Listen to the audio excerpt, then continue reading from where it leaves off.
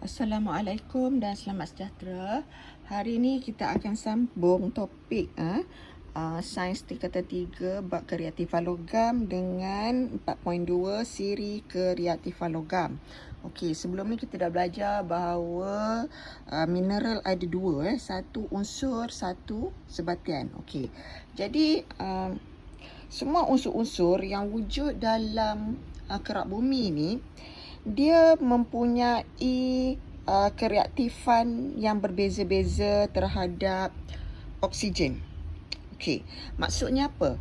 Maksudnya bila dia bertindak balas dengan oksigen, ada logam atau unsur yang bertindak balas dengan sangat reaktif. Sangat reaktif tu maksudnya dengan aktif lah. Contoh kat sini dalam buku teks awak ni, bila magnesium ni adalah salah satu unsur yang ada dalam kerak bumi ya.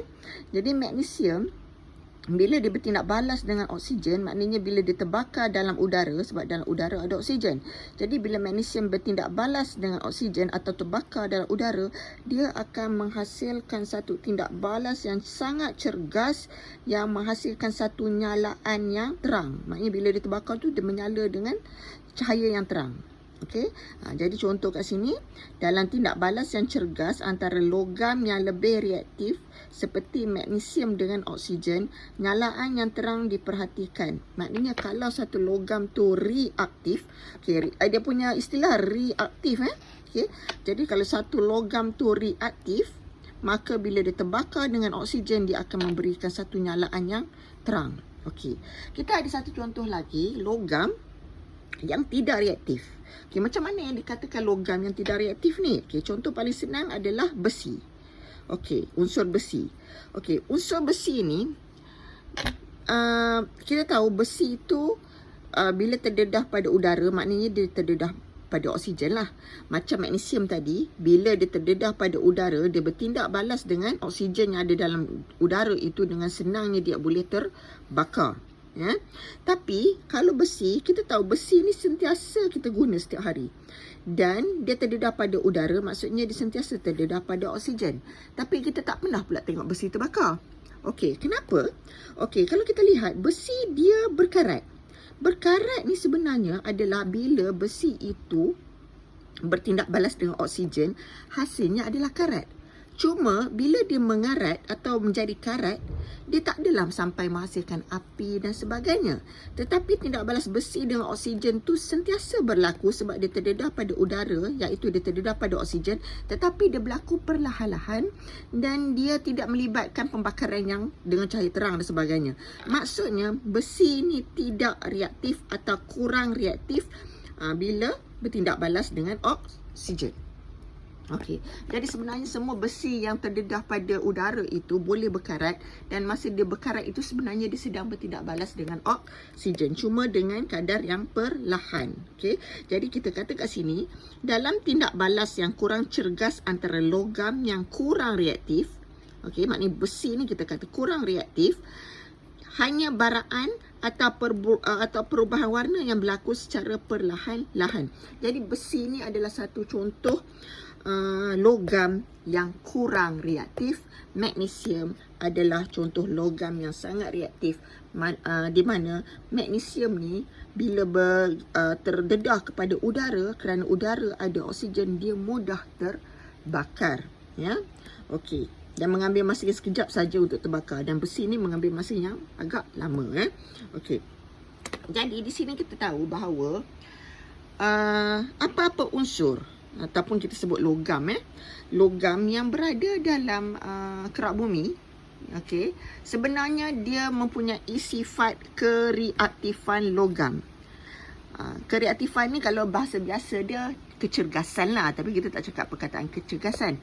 Jadi kalau dia reaktif, okey, kalau dia reaktif, dia akan menghasilkan satu tindak balas yang cergas. Okey, tapi kalau dia kurang reaktif, dia akan menghasilkan tindak balas yang kurang cergas. Okey, jadi di sini dalam buku awak ni dia ada susun, sudah terbina satu siri kereaktifan logam.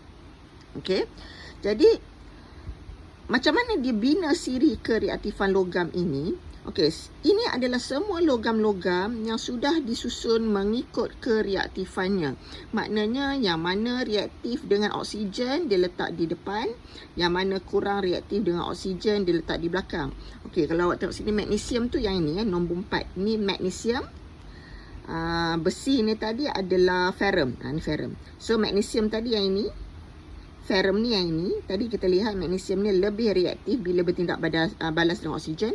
Ferrum ni kurang reaktif. Jadi kalau tengok sini, kereaktifan logam terhadap oksigen bertambah. Maknanya susunan ini menunjukkan semakin ke kanan, kereaktifan logam terhadap oksigen lebih bertambah.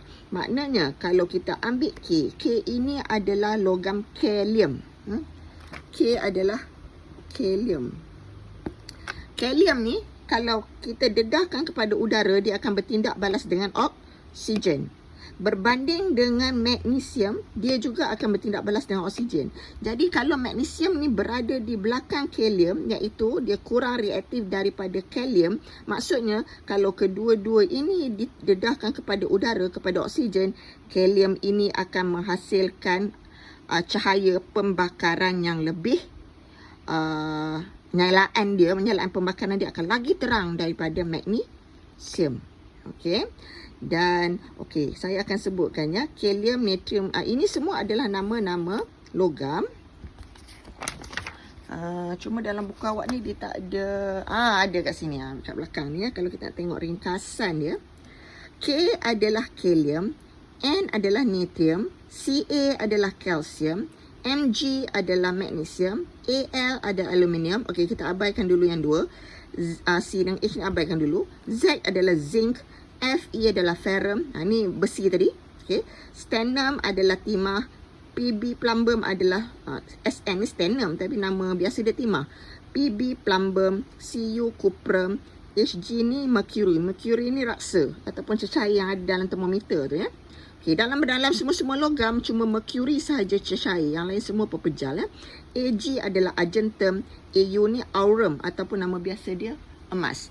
Jadi awak sebenarnya kena hafal kalium sampai aurum ini. Okey.